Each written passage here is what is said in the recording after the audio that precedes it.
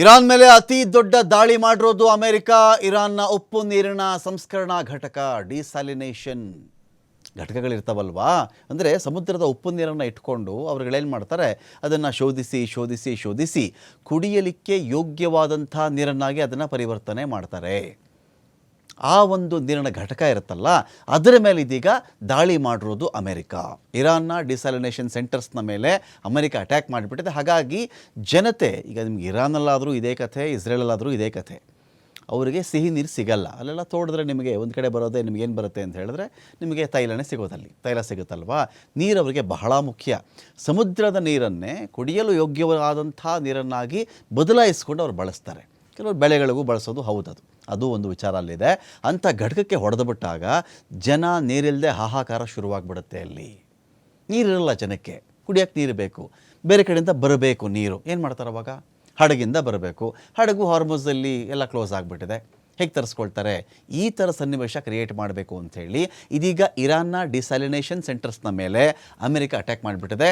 ಕೆಶ್ಮ್ ದ್ವೀಪದಲ್ಲಿರ್ತಕ್ಕಂಥ ಉಪ್ಪು ನೀರು ಸಂಸ್ಕರಣಾ ಘಟಕ, ಹಾರ್ಮುಜ್ ಜಲಸಂಧಿಯಲ್ಲಿರ್ತಕ್ಕಂಥ ಕೆಶ್ಮ್ ದ್ವೀಪ ಇದೆ, ಇಲ್ಲಿ ಅಮೆರಿಕ ದಾಳಿ ಹಿನ್ನೆಲೆಯಲ್ಲಿ ಸಂಸ್ಕರಣಾ ಘಟಕವೇ ಬಂದಾಗ್ಬಿಟ್ಟಿದೆ. ನಿಮಗೆ ತೈಲ ಸಂಸ್ಕರಣಾ ಘಟಕ ಬಂದಾದರೂ ಕೂಡ 5-10 ವರ್ಷಗಳು ಬೇಕಾಗ್ತವೆ ಅದನ್ನು ಸರಿದಾರಿಗೆ ತರಲಿಕ್ಕೆ.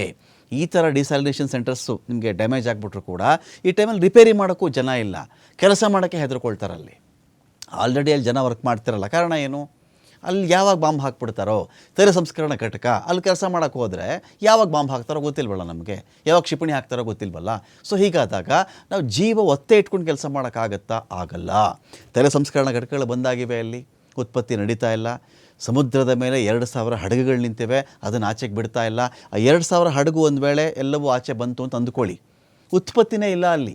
ಉತ್ಪತ್ತಿ ಮಾಡಿದ್ರೆ ಅದನ್ನೆಲ್ಲ ಮಾರಬೇಕಲ್ಲ ಅವರು, ಉತ್ಪತ್ತಿ ಆಗ್ತಾ ಇಲ್ಲ, ಜನ ಅಲ್ಲಿಗೆ ಹೋಗ್ತಾ ಇಲ್ಲ. ಸೊ ಹೀಗಿದ್ದಾಗ ಈ ಥರದ ಘಟಕದ ರಿಪೇರಿ ಕೂಡ ಅಸಾಧ್ಯ.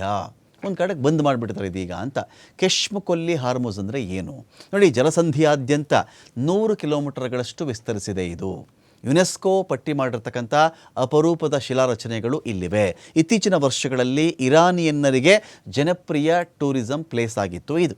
ಆದರೆ ಇತ್ತೀಚೆಗೆ ಹೆಚ್ಚು ಮಿಲಿಟರೀಕರಣಗೊಂಡು ಬಿಟ್ಟಿದೆ ಇದು. ಯುದ್ಧ ಶುರುವಾದಾಗಿನಿಂದಲೂ ಈ ಘಟಕದ ಮೇಲೆ ಹಲವು ಬಾರಿ ದಾಳಿಯಾಗಿದೆ. ಅಮೆರಿಕ ಇಸ್ರೇಲ್ ದಾಳಿಯಿಂದ ಈ ಘಟಕದಲ್ಲಿ ಅಪಾರ ಪ್ರಮಾಣದ ಹಾನಿ ಒಂದು ಕಡೆ ಆಗಿಬಿಟ್ಟಿದೆ. ಕುವೈತ್ನ ಮೇಲೆ ಇರಾನ್ ದಾಳಿ ಮಾಡಿದೆ. ಇರಾನ್ ಏನು ಮಾಡಿಕೊಂಡಿದೆ, ಇತ್ತೀಚೆಗೆ ತನ್ನ ಒಂದು ವಾರ್ಫೇರಲ್ಲಿ ಬಹಳಷ್ಟು ಬದಲಾವಣೆ ಮಾಡಿಕೊಂಡಿದೆ. ನೀವು ನನ್ನ ನೆಲದ ಯಾವ ಘಟಕವನ್ನು ನೀವು ಹಾಳು ಮಾಡ್ತೀರೋ, ನಿಮ್ಮ ನೆಲದ ಅದೇ ಘಟಕವನ್ನು ನಾನು ಹಾಳು ಮಾಡ್ತೀನಿ. ಇಸ್ರೇಲ್, ನೀವೇನಾದರೂ ನನ್ನ ಡಿಸಾಲಿನೇಷನ್ ಘಟಕಕ್ಕೆ ನೀವು ಹೊಡಿತೀರಾ, ನಾನು ನಿಮ್ಮ ಅದೇ ಡಿಸಾಲಿನೇಷನ್ ಘಟಕಕ್ಕೆ ನಾನು ನಿಮಗೆ ಹಾನಿ ಮಾಡ್ತೀನಿ.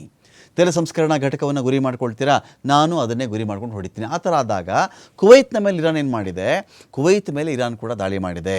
ಅಮೆರಿಕ ದಾಳಿಗೆ ಪ್ರತಿಯಾಗಿ ಕುವೈತ್ನ ಮೇಲೆ ಇರಾನ್ ದಾಳಿ ಮಾಡುತ್ತೆ.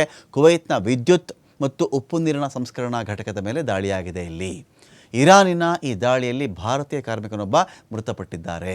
ಈ ದಾಳಿಯಲ್ಲಿ ಘಟಕದ ಕಟ್ಟಡಗಳಿಗೆ ಭಾರೀ ಪ್ರಮಾಣದ ಹಾನಿ ಒಂದು ಕಡೆ ಆಗಿದೆ.